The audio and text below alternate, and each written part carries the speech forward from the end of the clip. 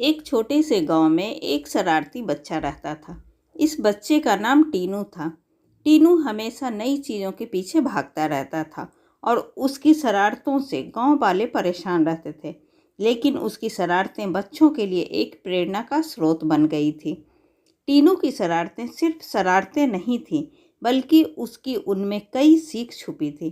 टीनू बताना चाहता था कि जीवन में हंसना कितना ज़रूरी है, क्योंकि उसके गांव में लोग सिर्फ काम में व्यस्त रहते थे। सब लोग जैसे हंसना भूल ही गए थे। वो अब चाहता था उसके आसपास के सभी लोग खुश रहे और स्वस्थ रहे।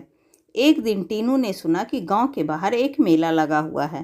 टीनू की आंखों में चमक आ गई और उसने सोचा, यह तो मेरा मौका है कुछ नया और मस्त करने का। मेले के जरिए वह सबके चेहरे पर खुशी देखना चाहता था। टीनू ने एक दोस्त को बुलाया और सोचा कि वह उसके साथ मेले की ओर जाएगा। मेले में पहुंचकर उन्होंने देखा कि वहां अनेक प्रकार की गतिविधियां हो रही थी। मेले में झूले लगे थे, खाने पीने की बहुत सी चीज़ें थी, जिसे देखकर सभी बच्चे बहुत खुश हो रहे थे। वहां कठपुतलियों का नाटक भी चल रहा था। टीनू ने अपने दोस्त को बताया, यार हमें भी इस कठपुतलियों के नाटक में कुछ करना चाहिए। हम एक खास नाटक रचेंगे जिसमें सभी गांव वाले हंसी मजाक में भविष्य की बड़ी बातें सीखेंगे। उन्होंने मिलकर एक मज़ेदार नाटक रचा। नाटक में उसके दोस्तों ने शेर खरगोश का किरदार निभाया और टीनू ने भी अपनी भूमिका की। नाटक शुरू होते ही गांव के लोग बहुत ही रोमांचित हो गए। शरारती बच्चा टीनू ने अपनी शरारतें दिखाना शुरू की और उसके नाटक को देखकर बच्चे बड़े सभी बहुत खुश हो रहे थे।